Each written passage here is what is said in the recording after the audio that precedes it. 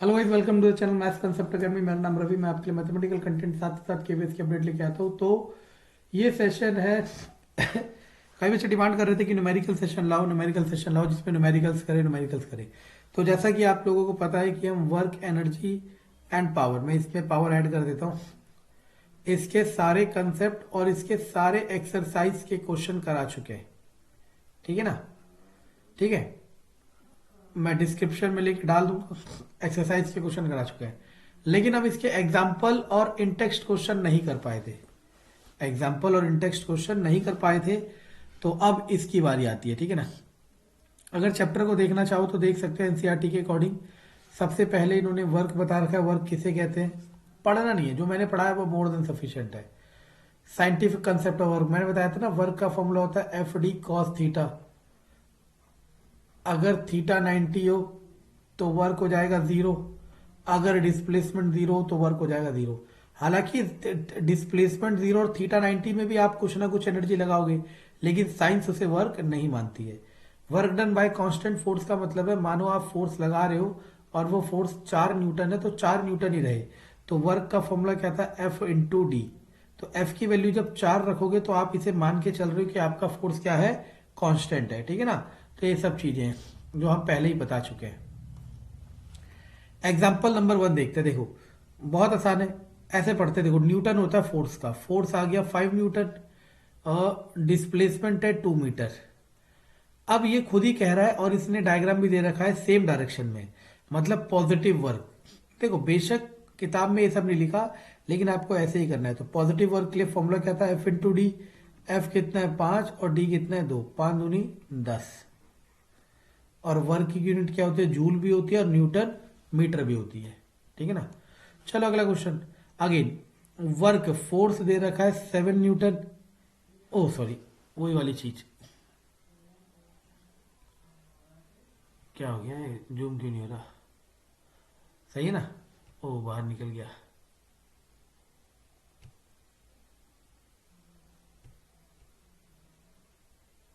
एक मिनट, क्यों नहीं हो रहा?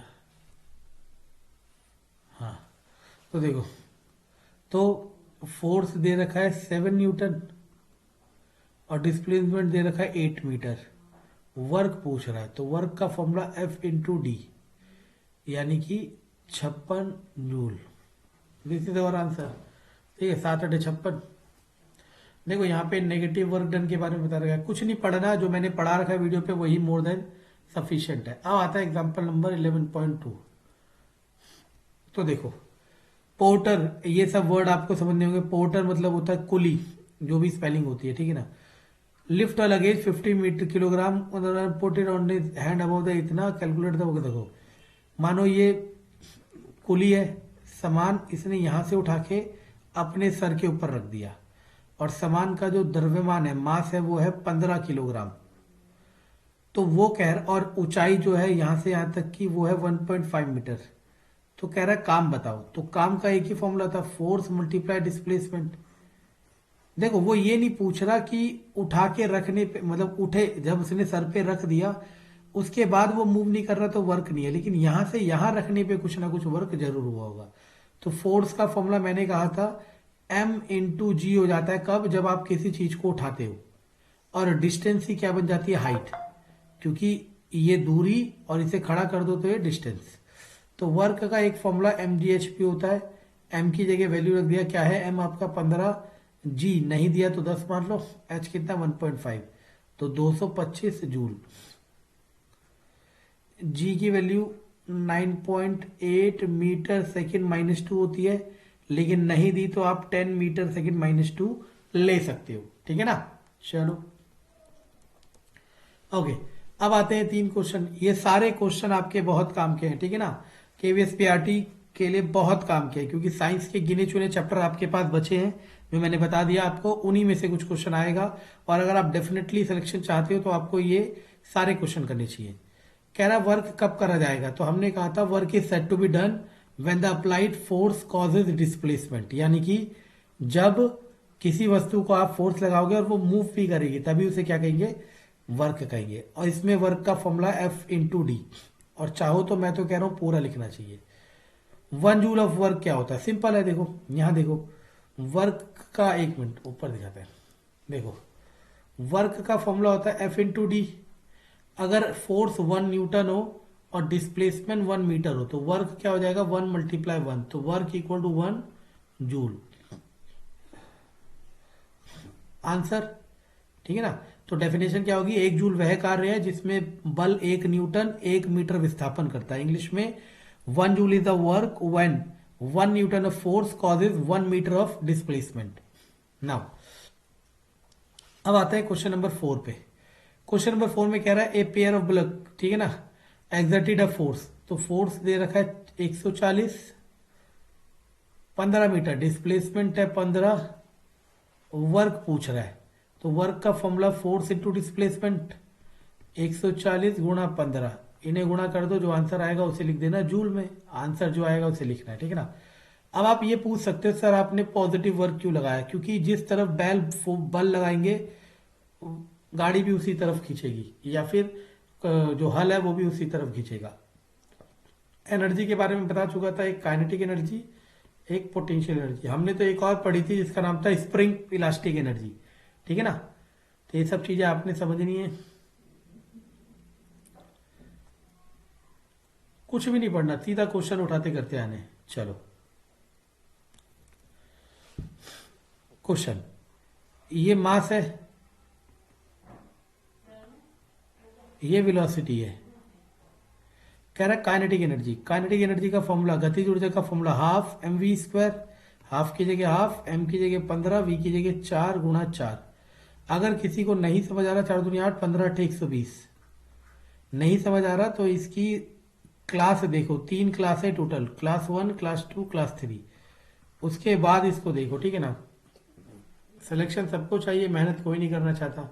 आंसर देख लो, 120 जूल है।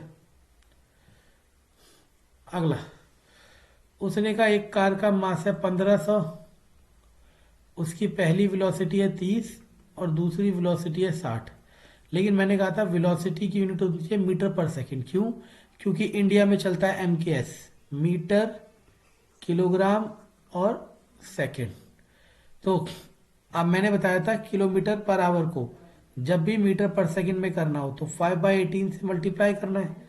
तो पहला 30 को 30 इंटू 5/18, आप चाहो तो 3 6 जा, 3 10 जा, 2 5 जा, 2 3 जा, दैट इज 25/3। दूसरा देख लो, 60 इंटू 5/18, 6 3 जा, 6 10 जा, दैट इज 50/3। तो बस अब वो कह रहा है कितना कार होगा। तो मैंने आपको एक थ्योरम बताई थी, इसका नाम था वर्क एनर्जी थ्योरम।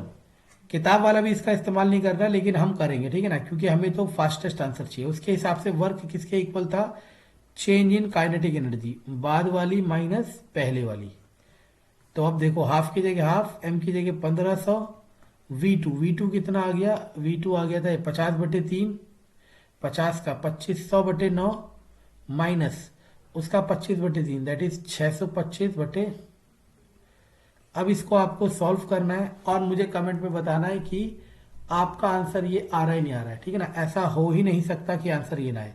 और ये किताब वाला क्या कर रहा है, ये फाइनल वाली इनिशियल वाली अलग अलग निकाल रहा है, फिर दोनों को क्या कर दे रहा है? माइनस कर दे रहा है। जबकि ये स्टेटमेंट, अगर जो जिसने मेरा लेक्चर देखा हो तो ये स्टेटमेंट को मैंने क्या नाम दिया था? वर्क एनर्जी थ्योरम, ठीक है ना। वो भी इस्तेमाल नहीं कर रहा, ठीक है। चलो अगला आता है, अगर आपने एनसीईआरटी के सारे क्वेश्चन कर लिया, एक्सरसाइज तो पहले करा दिया मैंने, कंसेप्ट में सारा पढ़ा चुका हूं, और ये इन टेक्स्ट क्वेश्चन चल रहे हैं और एग्जाम्पल, अगर ये सारे कर लिए तो कोई क्वेश्चन छूटेगा ही नहीं। काइनेटिक एनर्जी क्या होती है? ड्यू टू मोशन, बस यही लिखना है, the energy possess by an object due to its motion. किसी वस्तु की गति के कारण उसमें उत्पन्न हुई ऊर्जा को गतिज ऊर्जा कहते हैं। Write an expression for kinetic energy, that is kinetic energy is equal to half mv²। Simple. अगला क्वेश्चन, वो कह रहा है कि काइनेटिक एनर्जी इतना है, वेलोसिटी इतना है, ठीक है ना। कह रहा है काइनेटिक एनर्जी बताओ जब इसकी वेलोसिटी डबल होगी, और काइनेटिक एनर्जी बताओ जब इसकी वेलोसिटी ट्रिपल होगी। यही एग्जैक्टली वो क्वेश्चन है जिसकी मैं बात कर रहा था। मैं किसकी बात कर रहा था? मैं कह रहा था एक क्वेश्चन ऐसा होगा जिसमें लोग पेन से करेंगे और हम बिना पेन के, हम तो बिना पेन के बता सकते हैं, लेकिन मैं पेन से लिख रहा हूं ताकि आपको समझ आए। देखो, काइनेटिक एनर्जी पहले कितने है? 25, वेलोसिटी कितनी है 5। अब वेलोसिटी कर रहे हैं 10 और एक बार वेलोसिटी कर रहे हैं 15। तो मैंने आपको बताया था यहाँ देखो, kinetic energy directly proportional to velocity का स्क्वायर, यानी कि वेलोसिटी अगर 2 टाइम्स होगी तो 2 का स्क्वायर 4 हो जाएगा। तो काइनेटिक एनर्जी कितना हो जाएगा 4 टाइम्स। बस वेलोसिटी यहाँ पे क्या हो रही है 2 टाइम्स, 2 का स्क्वायर होता है 4, तो काइनेटिक एनर्जी होगी 4 टाइम्स 100। वेलोसिटी यहाँ कितने टाइम्स हो रही है 3 टाइम्स, 3 गुना, तो 3 का स्क्वायर 9, तो 25 निमा 225। हमने कर लिया डायरेक्ट आंसर। यही स्मार्टनेस यूज करनी है आपको। जो चिल्ला रहे हैं ना, जो कह रहे हैं सर न्यूमेरिकल करो न्यूमेरिकल, आप सबने न्यूमेरिकल करा होगा और मुझे कमेंट में बताना कि आपने ऐसे करा था नहीं करा था। आपने पता है कैसे करते हैं बच्चे, काइनेटिक एनर्जी का फॉर्मूला हाफ वी स्क्वायर निकाल लगते हैं, काइनेटिक एनर्जी और वेलोसिटी ये दे रखी है, ये और ये दे रखी है। यहां से पहले क्या निकालते हो आप लोग, मास निकालते हो, फिर इस मास को वहां रख के निकालते हो। लेकिन करना कैसे, इस तरीके से। समझ आया ना कैसे करना है? चलो गुड। एक बार और एक्सप्लेन कर देता हूं अगर कोई चाह रहा है। काइनेटिक एनर्जी 25 थी, वेलोसिटी 5 थी। कह रहा है वेलोसिटी को 10 करो, वेलोसिटी को 15 करो। वेलोसिटी क्या हो रही है डबल, तो kinetic energy sorry kinetic energy कितनी हो जाएगी 4 गुनी 100। यहां पे वेलोसिटी कितना हो रहा है 3 गुना, काइनेटिक एनर्जी कितना हो जाएगा 9 गुना। कितना समय लगा 5 सेकंड नहीं लगा इसे सॉल्व करने में, ठीक है ना। और अगर आप मैनुअली करते तो कम से कम आधा मिनट तो ले ही जाते आप लोग, ठीक है। तो यही मैं समझा रहा हूं, इस तरीके से आपको करना है, ठीक है, तभी आप स्मार्ट कर पाओगे और टाइम बचा पाओगे। याद करो मैंने एक चीज बताई थी काइनेटिक पोटेंशियल एनर्जी के बारे में। पोटेंशियल एनर्जी का फॉर्मूला होता है mgh।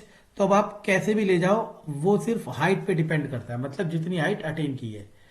अगला एग्जांपल, ये मास दे रखा है कितना 10, जी दे रखा है 9.8, पोटेंशियल एनर्जी पूछ रहा है।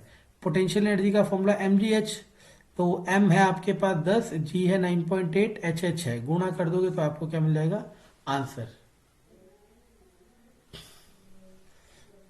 ये मास है 12, पोटेंशियल एनर्जी है 480, हाइट पूछ रहा है तो पोटेंशियल एनर्जी का फॉर्मूला mgh, तो ऐसे h का formula potential energy by mg। Potential energy 480, m की जगह 12, g को 10 मान ले, 10 मान लो, जो मान ले 12 चौक 48, आंसर आ जाएगा 4।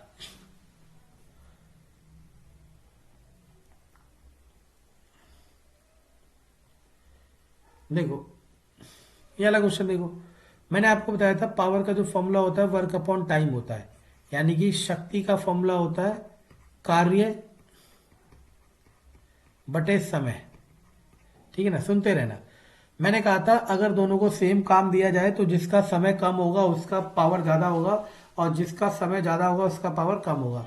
सेम क्वेश्चन है, एक लड़की है ए, एक लड़की है बी,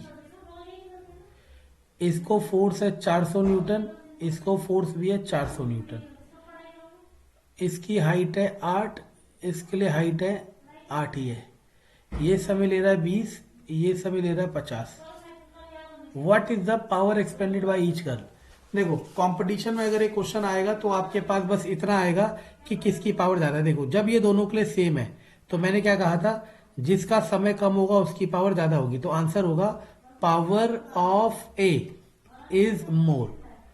अब हमने कितने समय में गया 3 सेकंड में, तो मैं यही कह रहा हूं सिर्फ करने से नहीं होता, आप किस तरीके से आंसर ला रहे हो ये भी मैटर करता है। पहले मैं ये दिखा देता हूं, पावर ऑफ ए कितना है 160, पावर ऑफ बी कितना है 64, कौन सी ज्यादा है। अब कैसे निकालनी है वो भी देख लो। तो पावर का फॉर्मूला वर्क अपॉन टाइम, और मैंने कहा था वर्क हो जाता है mgh कब, जब आप ऊपर नीचे जा रहे हो। जैसे वो कूली वाला एग्जांपल याद करो, अभी कूली ने अपने सर पे सामान रखा था तो वर्क का फॉर्मूला हो गया था mgh, ठीक है ना। एम भी दिया है, अच्छा mg को होता है फोर्स, ये पावर का नया फॉर्मूला, कहने को नया फॉर्मूला कह सकते हो लेकिन ये नया फॉर्मूला नहीं है, ठीक है ना। पावर किसे कहते हैं 1 वॉट।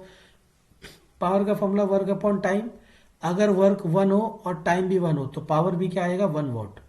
तो 1 what is the power when work is 1 joule and time is 1 second. Again work है 100 जूल, सॉरी 1000 जूल और टाइम है 10 सेकेंड। तो पावर का फॉर्मूला 1000/10। कभी कभी याद रखना ये सेकंड में ना होके मिनट में होगा, लेकिन ये हमेशा याद रखना कि सर ने कहा एम के एस होता है। एम फॉर मीटर, के for kilogram, S for second. जिस दिन ये बैठा लोगे आपको बहुत आसानी होगी, ठीक है ना। ये तो मैं बता ही चुका था कि 1 किलोवाट आवर में 3.6 इंटू 10⁶ जूल होता है। देखो सेम क्वेश्चन, पावर का formula work upon time, work का फॉर्मूला mgh/t, इंप्लीमेंट कर रहा है। ये आ जाओ, ये मैं करा चुका था। वॉट को पहले किलोवाट में चेंज करोगे, फिर जितने घंटे चल रहा है उतने घंटे से करोगे। तो 1 2 कट गया, 36/10 दैट इज 3.6 यूनिट। 3.6 नहीं, एक अच्छा 2 जीरो तो है नहीं, एक ही तो जीरो है, शिट। तो 2 जीरो बची तो आ जाएगा 0.36, ठीक है ना। बस अब इसके बाद चैप्टर है। देखो याद रखा करो, अगर एनसीईआरटी से कोई चैप्टर पढ़ रहे हो तो ये जो व्हाट यू हैव लर्नड वाला टॉपिक है ना, ये इसको क्रॉस चेक करा करो कि आपने सारे पॉइंट कवर कर लिए नहीं कर लिए। चाहो तो मैं करा सकता हूँ, लेकिन वो वेस्टेज ऑफ टाइम है और वीडियो की लेंथ बढ़ेगी, जिससे आप सोचोगे कि सर सिर्फ अपने लिए कर रहे हैं। इन सारे पॉइंट को पढ़ना और देखना, अगर ये सारे पॉइंट आप सेटिस्फाई कर रहे हो मतलब आपने पढ़े हैं, तो मतलब चैप्टर आपने सही पढ़ा, अदरवाइज नहीं पढ़ा। लेकिन सबसे पहले आपको क्या करना पड़ेगा, जो वीडियो 1 था इसका और 2 था और 3 था वो देखना पड़ेगा तब, ठीक है। Thank you. ये वीडियो काम आएगी किसके, टीजीटी पीआर केवीएस पीआरटी के प्योरली काम आएगी, केवीएस टीजीटी साइंस वाले के प्योरली काम आएगी, क्लास 9th के स्टूडेंट के प्योरली